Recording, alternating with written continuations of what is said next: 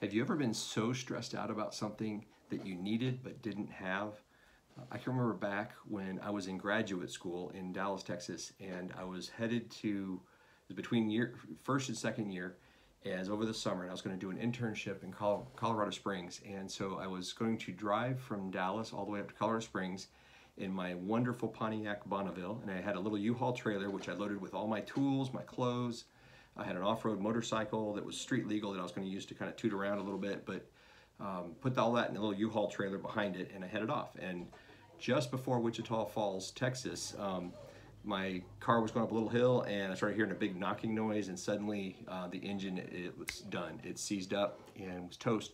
And I remember, on the side of the highway, just not knowing what to do. This is long before cell phones, and I remember the tow truck, flatbed tow truck, pulled up behind me, and the gentleman worked for a salvage company and said, "Hey, I'll tow you up. You can use my phone. I'll tow you up to the yard. You can use my phone there." And so I got up there, and we looked at the car, and it was done. So he offered to buy it for, like, I don't know, it's ridiculous, like $200 or something. So I sold it because I just didn't want to put any more money into it. But I used the phone, called my friend back in Dallas at the dorms, and told him what happened. So he brought his truck up, towed my trailer and me back to the dorms, and I was just devastated. So I called the family, my buddies that I was going to be staying with up in Colorado Springs over the summer, and said, "Hey, I can't make it. My car's dead. I can't afford a plane ticket. I guess I'm not coming." And I was distraught. Hung up the phone.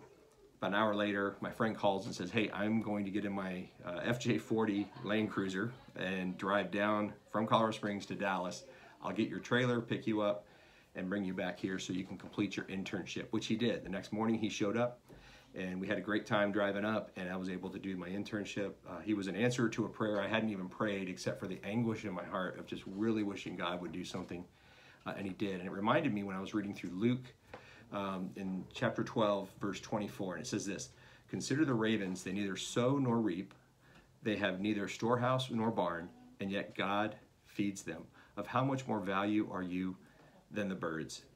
And so God proved to me personally that he provides for what I need, even when I'm not even able to articulate the thing that I need. I know I wanted to be in Colorado Springs to do the internship, but God provided something for me because he's looking out for me. And we serve a Heavenly Father who desires to give us good gifts, that he desires to care for us. And I love that, of how much more value are you than the birds in this verse, is that is the image you're supposed to understand there is that the birds are almost nothing for God, yet he takes care of them. And how much more, because you are in the image of God, does he care for you? So I don't know where you are today, what you're wishing you had or need, things that you don't have, and you're maybe getting frustrated and you're getting worn down and you're discouraged.